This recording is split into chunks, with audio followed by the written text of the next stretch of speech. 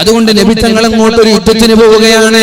യുദ്ധത്തിന് പോയി യുദ്ധമെല്ലാം വിജയിച്ചു തിരിച്ചു വരുമ്പോ അള്ളാഹുവിന്റെ ഹബീബിന്റെ ഖാദിമായ ഹബീബിന്റെ ഒട്ടകത്തിൽ നിന്ന് ഹബീബിന്റെ ലഗേജ് താഴേക്ക് വെക്കുമ്പോ ഒരു മുസ്ലിമായ ഹബീബിന്റെ ഖാദിമായ ഒരു ചെറുപ്പക്കാരൻ ഒരു അടിമ ശത്രുവിന്റെ അമ്പേറ്റുകൊണ്ട് താഴെ വീണ് പിടഞ്ഞു മരിക്കുകയാണ് ചെയ്തത്. ഖൈബർ യുദ്ധം കഴിഞ്ഞിട്ട് മദീനയിലേക്ക് മഹാന്മാരായ സ്വഹാബാക്കളെല്ലാം തിരിച്ചു പോവുകയാണ്. അങ്ങനെ ഒരു സ്ഥലത്ത് അവർ താവളമടിച്ചുകൊണ്ട് വിശ്രമിക്കാൻ വേണ്ടി താഴെ ഇറങ്ങി അള്ളാഹുവിന്റെ ഹബീബിന്റെ ഒട്ടകത്തിൽ നിന്ന് നബി തങ്ങളുടെ ചരക്കുകൾ താഴേക്ക് ഇറക്കി വെക്കുമ്പോ മുസ്ലിമീങ്ങളിൽപ്പെട്ട പ്രവാചകന്റെ ഖാദിമായ ഒരു അടിമയുടെ ശരീരത്തിലേക്ക് ശത്രുവിന്റെ അമ്പേറ്റുകൊണ്ട് താഴെ വീണ് പിടഞ്ഞു മരിച്ചപ്പോ മഹാന്മാരായ സ്വഹാബാക്കൾ എല്ലാവരും പറഞ്ഞു, അയാൾക്ക് അല്ലാഹു സ്വർഗ്ഗം നൽകുമെന്ന്. അയാൾ എന്തോ ഒരു ഭാഗ്യവാനാണ്. കാരണം യുദ്ധം കഴിഞ്ഞ് തിരിച്ചു വന്നിട്ട് അള്ളാഹുവിന്റെ ഹബീബിന്റെ ഖിദ്മത്ത് ചെയ്യുമ്പോഴാണല്ലോ ശത്രുവിന്റെ അമ്പേറ്റ് മരിക്കാൻ ഭാഗ്യം ലഭിച്ചത്. ഷഹീദാണ് അയാൾ, സ്വർഗ്ഗത്തിലാണ് അയാളെന്ന് മഹാന്മാരായ സ്വഹാബാക്കൾ പറഞ്ഞു. അപ്പൊ റസൂലുള്ളാഹി സ്വല്ലല്ലാഹു അലൈഹി വസല്ലമ തങ്ങൾ അദ്ദേഹത്തോട് അതുപോലെ കൂടെയുള്ള ആളുകളോട് പറഞ്ഞു, നിങ്ങളോട് ആരാണ് പറഞ്ഞത് ഇയാൾ സ്വർഗ്ഗത്തിലാണെന്ന്? നിങ്ങളോട് ആരാണ് പറഞ്ഞത് ഇയാൾ സ്വർഗ്ഗത്തിലാണ് എന്ന്? ഇയാള് നരകത്തിലാണ്.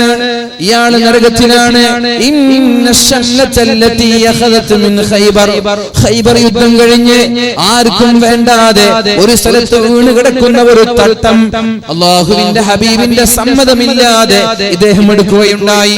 ഖൈബർ യുദ്ധം കഴിഞ്ഞ് ഗനീമത്ത് സ്വത്തായി പൊതുമുതലായി നൽകേണ്ട ഒരു തട്ടം, ഒരു ഷാൾ അദ്ദേഹം സമ്മതമില്ലാതെ ഉപയോഗിക്കുകയുണ്ടായി. ആ ഷാൾ ഹബീബിനെ ഏൽപ്പിക്കുന്നതിനു മുമ്പേ മരിച്ചുപോയതുകൊണ്ട് നരകത്തിൽ കിടന്ന് വെന്തുരുകേണ്ടി വരുമെന്ന് ശഫീഉനാ റസൂലുള്ളാഹി സ്വല്ലല്ലാഹു അലൈഹി വസല്ലം. അപ്പോഴാണ് ഒരാൾ കടന്നു വന്നിട്ട് പറഞ്ഞത്, നബിയേ, ഞാൻ അങ്ങനെ യുദ്ധം കഴിഞ്ഞ് തിരിച്ചു വരുമ്പോ എന്റെ ചെരുപ്പിന്റെ വാറ് പൊട്ടിപ്പോയിട്ടുണ്ട് നബിയേ. അപ്പൊ അവിടെ തെറിച്ചു പോയ ആർക്കും വേണ്ടാത്ത ഒരാളുടെ ചെരുപ്പിന്റെ വാറെടുത്ത് ഞാൻ എന്റെ വാറിലേക്ക് കുത്തിത്തിരികിയിട്ടുണ്ട്. ആ വാറ്, അതിന്റെ പേരിൽ ഞാൻ നാളെ ശിക്ഷിക്കപ്പെടുമോ എന്ന് ചോദിച്ചപ്പോ റസൂലുള്ളാഹി സ്വല്ലല്ലാഹു അലൈഹി വസല്ലം പറഞ്ഞു, ഇനി ശിറാകുൻ ഔ ശിറാകാനി മിനന്നാർ. നിങ്ങൾ ഒരു വാറോ രണ്ട് വാറോ എന്നല്ല, നിങ്ങൾ ചെറിയ ഒരു നയാ പൈസ പോലും മറ്റുള്ളവരുടേത് അപഹരിച്ചെടുത്ത് ഉപയോഗിച്ചാൽ നിങ്ങൾ നാളെ നരകത്തിന്റെ ഭയാനകമായ ശിക്ഷ അനുഭവിക്കേണ്ടി വരുമെന്ന് പരിശുദ്ധ റസൂലുള്ളാഹ്. അതുകൊണ്ട് പ്രിയമുള്ള മുഅ്മിനീങ്ങളെ, നമ്മുടെ നിസ്കാരം നമ്മെ രക്ഷപ്പെടുത്തൂല, നമ്മുടെ ഖുർആൻ നമ്മെ രക്ഷപ്പെടുത്തൂല, നമ്മുടെ സ്വതക്കകൾ നമ്മെ രക്ഷപ്പെടുത്തൂല, നമ്മുടെ സ്ഥാപനങ്ങൾ നമ്മെ രക്ഷപ്പെടുത്തൂല, ഒന്നും രക്ഷപ്പെടുത്തൂല. ഹറാമായ സമ്പാദ്യം നമ്മുടെ കയ്യിലുണ്ടെങ്കിൽ എത്രയെത്ര സംഭവങ്ങളാണ് അങ്ങനെ. കഞ്ചാവുകാരൻ കഞ്ചാവ് വിൽക്കുന്നത് പാവപ്പെട്ട കുടുംബക്കാരനെ ദുരുപയോഗം ചെയ്തുകൊണ്ടാണ്. ഗൾഫിലേക്ക് പോകുന്ന ഭാര്യയുടെ കുടുംബക്കാരന്റെ കയ്യിൽ, ഭാര്യയുടെ ഗൾഫിലേക്ക് പോകുന്ന ചെറുപ്പക്കാരന്റെ കയ്യിൽ ഭാര്യയുടെ കുടുംബക്കാരൻ കൊണ്ടുപോയി ഒരു വസ്തു കൊടുക്കുകയാണ്. എയർപോർട്ടിൽ ഒരാൾ വരും, അയാളുടെ കയ്യിൽ കൊടുക്കണമെന്ന്. എയർപോർട്ടിലേക്ക് അറിയാതെ, ഇത് അന്വേഷിക്കാതെ തന്റെ ഭാര്യയുടെ കുടുംബക്കാരനെ വിശ്വസിച്ചുകൊണ്ട് ഗൾഫിലേക്ക് പോയി. എയർപോർട്ടിൽ ഇറങ്ങിയാൽ നേരെ പോകുന്നത് പുറം ലോകം കാണാത്ത ജയിലറയാണ്. ഇനി ഇദ്ദേഹം ഒരിക്കലും പിടിക്കപ്പെട്ടില്ല എങ്കിൽ ഇയാൾ പറഞ്ഞതുപോലെ എയർപോർട്ടിലേക്ക് വന്ന വ്യക്തിയുടെ കയ്യിൽ കൊടുത്തു. ഇയാൾക്കറിഞ്ഞില്ല അത് കഞ്ചാവായിരുന്നുവെന്ന്, ഇയാൾക്കറിഞ്ഞില്ല അത് മയക്കുമരുന്നായിരുന്നുവെന്ന്. അങ്ങനെ മനുഷ്യന്റെ ജീവന് പോലും പണയപ്പെടുത്തി ഹറാമായ ബിസിനസ്സുകൾ കച്ചവടം നടത്തി. ആർക്ക് വേണ്ടിയാണ് നിങ്ങളെ നീ തിന്നുന്നത്? ആരെയാണ് നീ തീറ്റിക്കുന്നത്? ആർക്കാണ് നീ സംഭാവന നൽകുന്നത്? എന്തിനാണ് ഈ ഹറാമായ സമ്പാദ്യങ്ങൾ, ഹറാമായ നയാ പൈസ പോലും നമ്മുടെ ജീവിതത്തിൽ ഉണ്ടാവരുത് എന്ന് പ്രതിജ്ഞ എടുത്തിട്ട് മതി നമ്മുടെ നിസ്കാരങ്ങൾ. എന്തിന് നിസ്കരിക്കണം? എന്തിന് നോമ്പെടുക്കണം? ഹറാമ് തിന്നിട്ട്, ഹറാമായ വസ്ത്രം ധരിച്ചിട്ട് എന്തിനാണ് ഈ നിസ്കാരങ്ങളും, എന്തിനാണ് ഈ പ്രാർത്ഥനകളുമൊക്കെ? അതുകൊണ്ട് ഹറാമ് തിന്നുന്നവൻ ഒരിക്കലും അല്ലാഹുവിന്റെ സ്വർഗ്ഗം കാണാൻ പോകുന്നില്ല.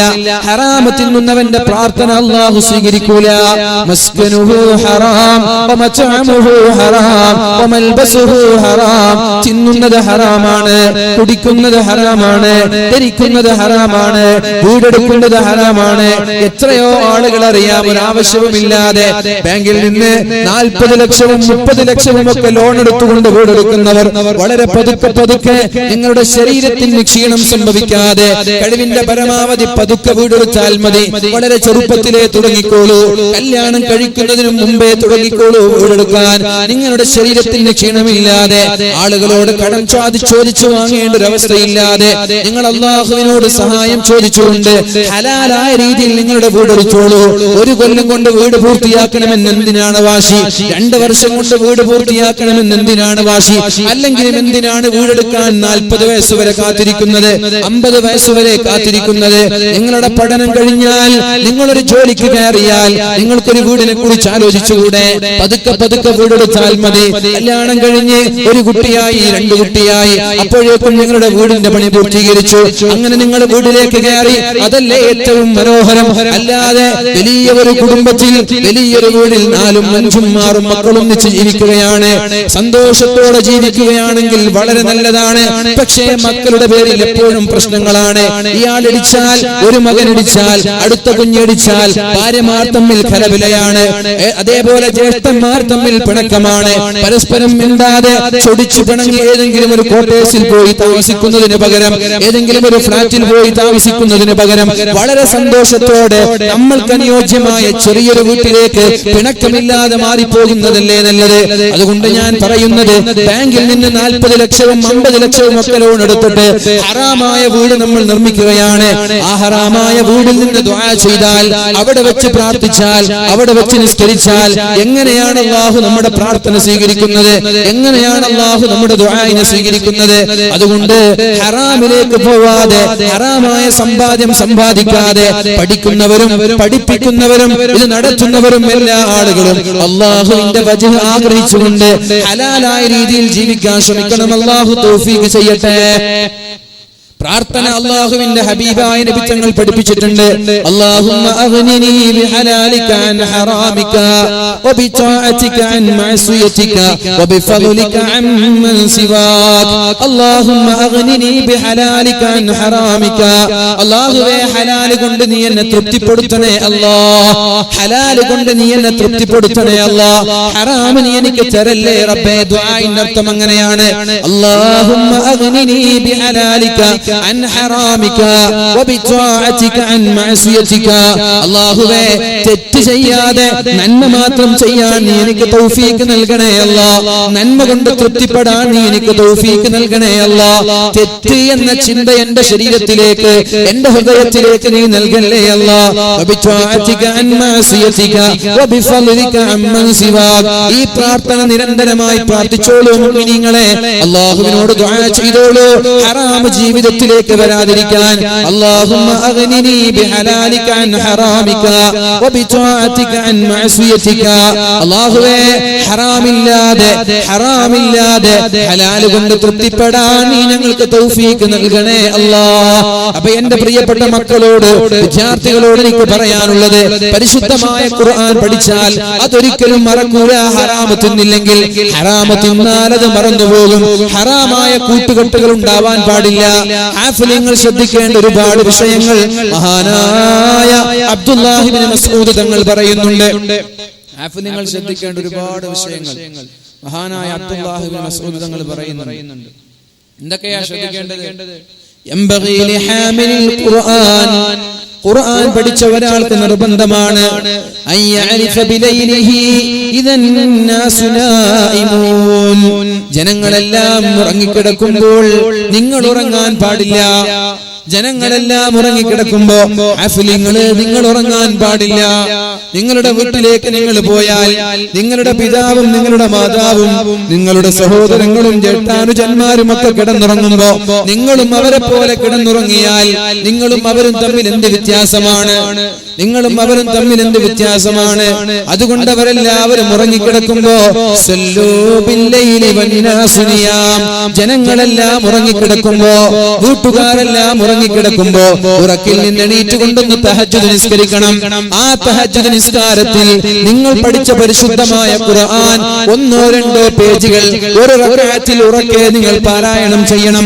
അങ്ങനെ വിത്ർ നിസ്കാരം 3 റക്അത്തായി നിസ്കരിക്കുകയാണെങ്കിൽ ഒരു റക്അത്തിൽ 5 പേജ് ഓതിയാൽ നിങ്ങൾക്ക് വിത്ർ നിസ്കാരം കഴിയുമ്പോഴേക്കും ഏകദേശം ഒരു 3/4 ജുസ്ഓളം നിങ്ങൾക്ക് ഓതി തീർക്കാൻ പറ്റും. അത് പതുക്കെയല്ല, ഉറക്കെ പാരായണം ചെയ്യണം. നിങ്ങളുടെ പാരായണം കേട്ട് നിങ്ങളുടെ മാതാവ് ഉണരണം, നിങ്ങളുടെ പാരായണം കേട്ട് നിങ്ങളുടെ പിതാവ് ഉണരണം. എന്നിട്ട് അവരും നിങ്ങളെപ്പോലെ തഹജ്ജുദ് നിസ്കരിക്കണം. അല്ലാതെ നിങ്ങളുടെ മാതാപിതാക്കൾ തഹജ്ജുദ് നിസ്കരിക്കുമ്പോൾ ഹാഫിലീങ്ങളായ നിങ്ങൾ കിടന്നുറങ്ങരുത്. നിങ്ങൾ വിചാരിക്കരുത് നിങ്ങൾ ചെറിയ കുട്ടികളാണെന്ന്. ചെറിയ കുട്ടിയല്ലേ, പ്രായമായിട്ടില്ലല്ലോ എന്ന് നിങ്ങൾ വിചാരിക്കരുത്. മഹാനായ ഇമാം അഹ്മദ് ഇബ്നു ഹംബൽ തങ്ങളുടെ സമീപത്തേക്ക് ഒരു പ്രഗൽഭനായ പണ്ഡിതൻ പഠിക്കാൻ വേണ്ടി കടന്നു വരികയാണ്. ഇമാം അഹ്മദ് ഇബ്നു ഹംബൽ തങ്ങളുടെ സമീപത്തേക്ക് പഠിക്കാൻ വേണ്ടി ഒരു ശിഷ്യൻ കടന്നു വരികയാണ്. ശിഷ്യൻ ഉറങ്ങുന്ന മുറിയിലേക്ക് ഒരു വെള്ളത്തിന്റെ പാത്രം ഉറങ്ങാൻ കിടക്കുന്ന സമയം ഇമാം അഹ്മദ് ഇബ്നു ഹംബൽ തങ്ങൾ കൊണ്ടുപോയി വെക്കുകയാണ്. രാവിലെ എണീറ്റ് സുബഹി നിസ്കാരം കഴിഞ്ഞ് തന്റെ ശിഷ്യന്റെ മുറിയിലേക്ക് വന്ന് താൻ വെച്ച പാത്രം നോക്കുമ്പോൾ ആ പാത്രത്തിൽ നിന്നുള്ള വെള്ളം അനങ്ങിയിട്ടില്ല, അതുപോലെയുണ്ട്. താൻ വെച്ച പാത്രത്തിലെ വെള്ളം കുറഞ്ഞിട്ടില്ല. അപ്പോഴാണ് മഹാനായ ഇമാം അഹ്മദ് ഇബ്നു ഹംബൽ തങ്ങൾ പറഞ്ഞത്, എന്ത് പഠിക്കാനാണ് നീ വന്നത്? എന്ത് പഠിക്കാനാണ് നീ വന്നത്? തഹജ്ജുദ് ഇല്ലാത്ത ഒരാൾക്ക് എന്ത് ഇൽമാണ് കിട്ടുന്നത്? തഹജ്ജുദ് നിസ്കരിക്കാത്ത ഒരാൾക്ക് എന്ത് ഇൽമാണ് ലഭിക്കുന്നത്? തഹജ്ജുദ് ഇല്ലാത്ത ഒരാൾക്ക് ഇൽമു കിട്ടൂല. തഹജ്ജുദ് ഇല്ലാത്ത ഒരാളുടെ ഇൽമു കൊണ്ട് ഉപകരിക്കൂല.